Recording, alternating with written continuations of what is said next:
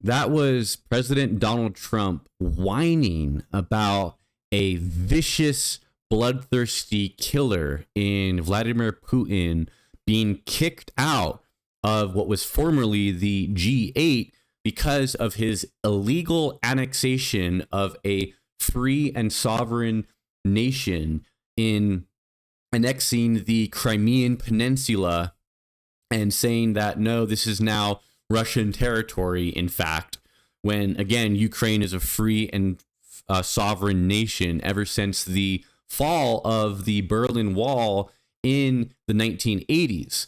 And what you have here is a very clear example of how broken Donald Trump's brain is and where his broken brain kind of leads him into these just completely erroneous conclusions about the parameters of this conflict between Russia and Ukraine. So we're going to talk about that. Before we do, please be sure to like the video and subscribe to the channel. It helps out my YouTube channel a lot. So we have a leader of the free world, the most powerful man on planet Earth in Donald Trump, that does not have a clear grasp on the parameters of this conflict, right? So let's lay it out here just real quick. The USSR failed in the mid-1980s and the Berlin Wall fell.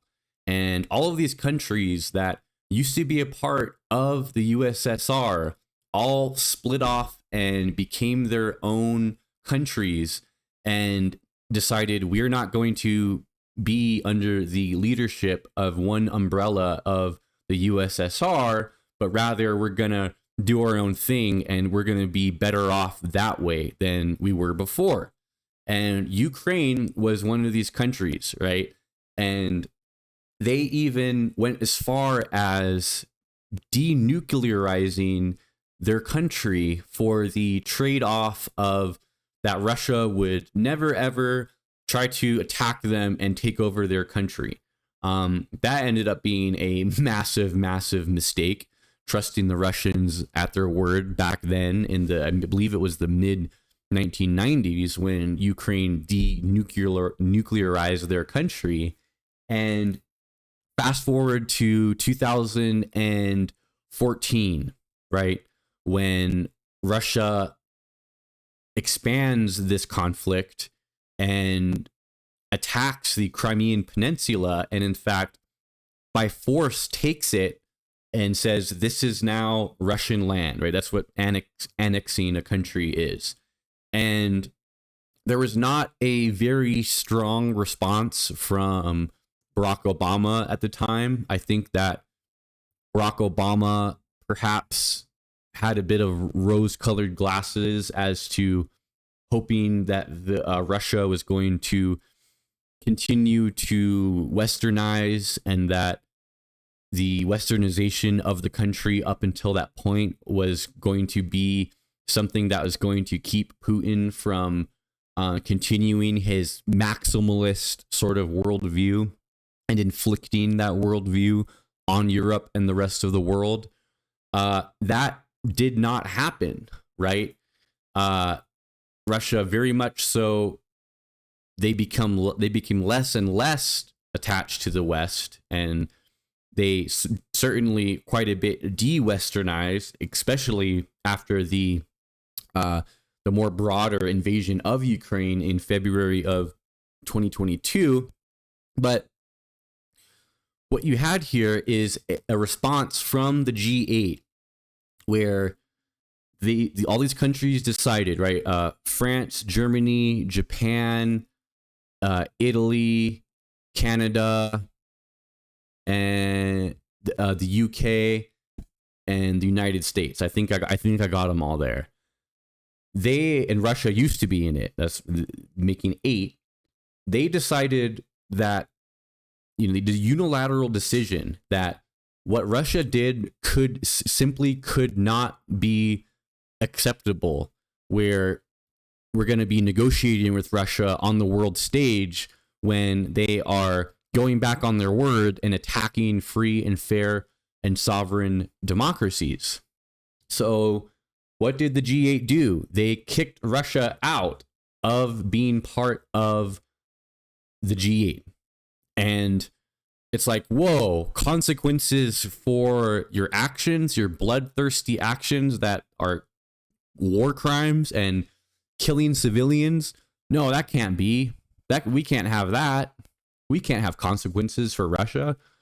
Putin called me on my birthday, on my military parade birthday, when everyone else in America was out in the streets protesting in the largest protest in the history of the United States. Putin was calling up Trump and, in Trump's words, giving him a very nice birthday wish. So, you know, it really exemplifies how easily manipulatable. I'm not sure if that's the word. Trump is, and how easily Putin is able to kind of have Trump be his puppet, right? It's so easy. And let's not pretend for a second that an ex-KGB agent doesn't know a thing or two about this sort of psychological manipulation of other world leaders, if you will. Putin was pretty down there in the ranking of the KGB. He wasn't some higher ranking dude as he likes to portray, but nonetheless, I'm sure he picked up a thing or two. And what do we see? Literally 24 hours after freaking Putin makes this phone call to Trump saying, what a great military parade, and hope he had a good birthday and all this.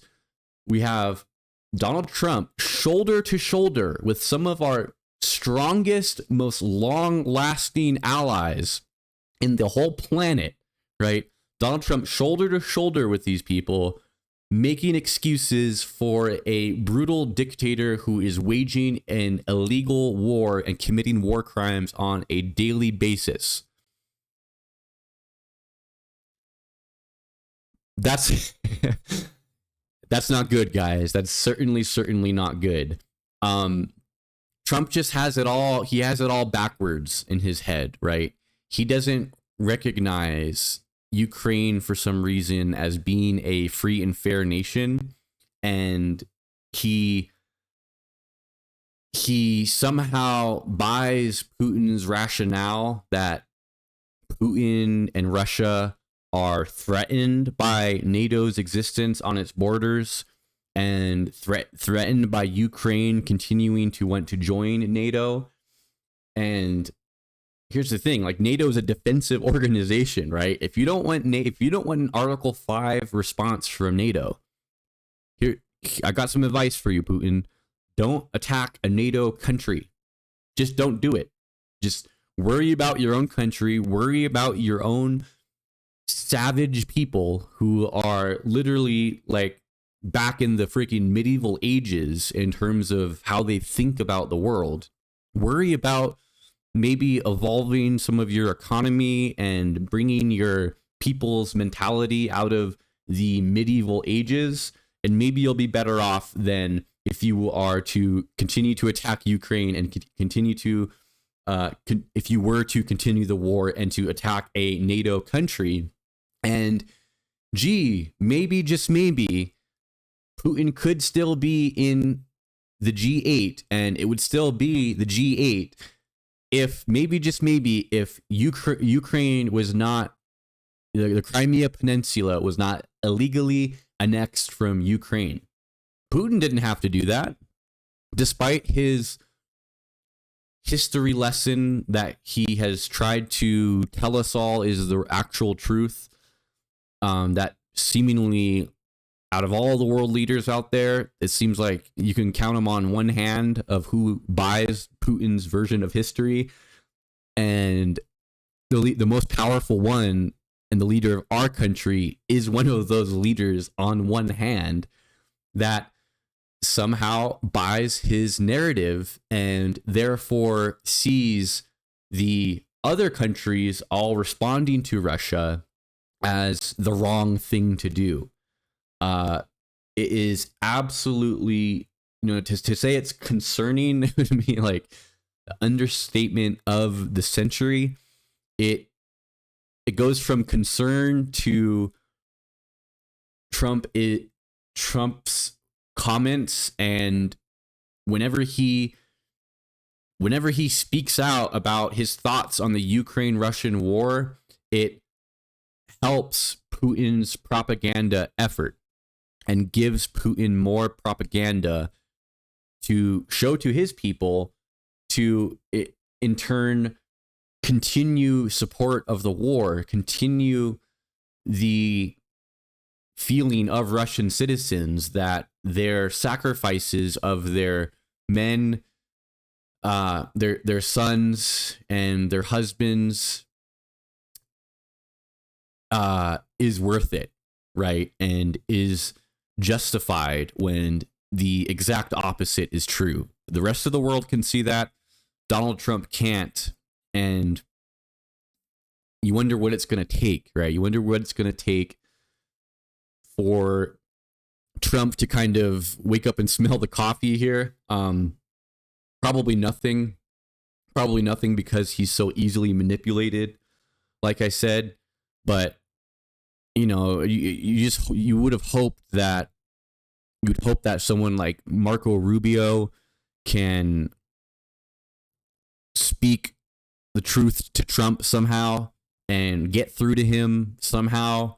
I mean, we had Trump just a few weeks ago or a month ago or whatever saying, Vladimir, stop, seemingly for the first time actually putting any blame on Putin for the war that he started and he, kicked off initially by this annexation of Crimea that got him kicked out of the G8 in the first place.